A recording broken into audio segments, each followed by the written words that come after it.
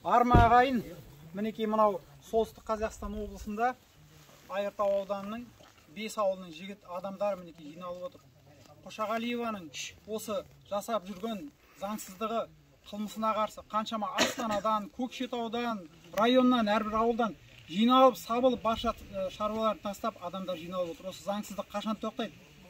Қазір мінекей мынау жаз бойы тірнектеп жинаған ақшасына егі өсірген егінін кеше комбайн әкеп, Қошағалиева КамАЗдарын әкеп орып алмақшы болды. Заңсыз қылмысты, кәдімгі бұл енді орысша айтқанда бандитизм таза. Зорлық бұл деген. Сондықтан бұндай алаяқтық, бұндай қарақшылық тоқтатылсын. Барша қазақ елінің халқы осыны көріңіздер, куә болыңыздар, қолдаңыздар осы. Мінекей Айыртау 5 ауылдың адамдарын. Мынау 5 ауылдың жері, осы жерде біздің ата-бабаларымыздың сүйегі жатыр. Осы сүйекті аттатпаймыз, ешкімге таптатпаймыз. Біздің бұл шаңырағымыз, бұл 5 ауылымыз. Әріміз біздің шаңырағымызға келіп, сонау қай жақтан келген бандиттер болсын, Қарағанды жақтың бандиттері ме, кімдер? Бұл жерде жасырын түрде келіп жүрген адамдар, ешкімге басындырмаймыз. Олай қорламаңдар. Кезінде ата-бабаларымыз осы жерді қорғаған, барлығы бірігіп. Енді кеп қазаққа жау болмасын. Ағайын, осындай жағдай. Мынау заңсыздық тоқтасын. Осы айтарым. Айтарыңыз бар ма? Жалпы Қошағалиева кім деген сұрақ интернетте туындап отыр. Соған қысқаша түсініктеме беріп өтсеңіздер. Ол Мәжиттің сыбайласы дейді. Қалай келген жалпы бұл жаққа? Ол 5 ауылдың жеріне қандай қатысы бар? Қошағалиева деген ол Мәжит деген бізге инвестор келген. Осы 20-шы жылы жерімізде егеміз, халықтың пайын береміз, қарыздарын жабамыз, жерді аққадан шығарамыз деген алаяқ. Қазір алаяқтық бабымен ол түрмеде отыр қазір. Бұл Қошағалиева содан доверенность алған, бұл общий балалары бар, әйелі ме, әйелі емес пе, түсініксіз әйел. Осы әйел енді келіп, 5 ауылға қазір үлкен қиянат жасап отыр. Мынау адамдар шынымен де жұмыстары бар, бәрінің шаруалары бар, бәрін тастап, осы полияда егінімізді алып кетпесін деп отыр. Пайымызды алып қалайық деп. Бұл бассыздықты шешейік деп акиматқа барды, құзырлы органдарға барды, әкім, прокурор, ровдың бастығымен, бәрімен, Қошағалиеваның өзі де болды, сол кезде охранный фирмасы да болды, алып келген. Сол адамдармен ақылдасып, сөйлесіп, әкімдікті прокуратурамен қостық, ол кісілер енді шегелеп айтты.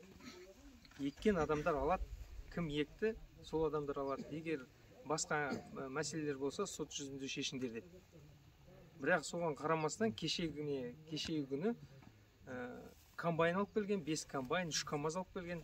Біреудің дайын егінін орамыз деген бір бассыздықтан келіп отыр. Таза қылмыс бұл. Түсініксіз нәрсе де, ойлары не екен, мақсаттары не екен. Бұл бірақ ол ойларымен қазір бұл ашындырып отыр халықты. Үлкен провокациялық жұмыстар жүріп жатыр. Қазір бұл жерде егер құзырлы органдар бұл вопрос шеше алмайтын болса сұрақты, бұл жерде бір үлкен қайғы қасірет болып кетуі де мүмкін.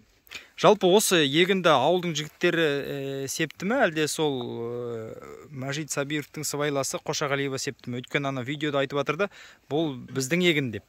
Жоқ, бұл жерде егер заңды түрде қарағанда, бұл тоғыдан, оның жерін 3,5 жыл соттасып қайтардық тоғыға, және сол тоғыдан шығу туралы протокол собрание жасадық. Общий собрание болып, сол собранияның шешімімен әр тоғыдан 5 ауылға жерлерді бөліп шықты.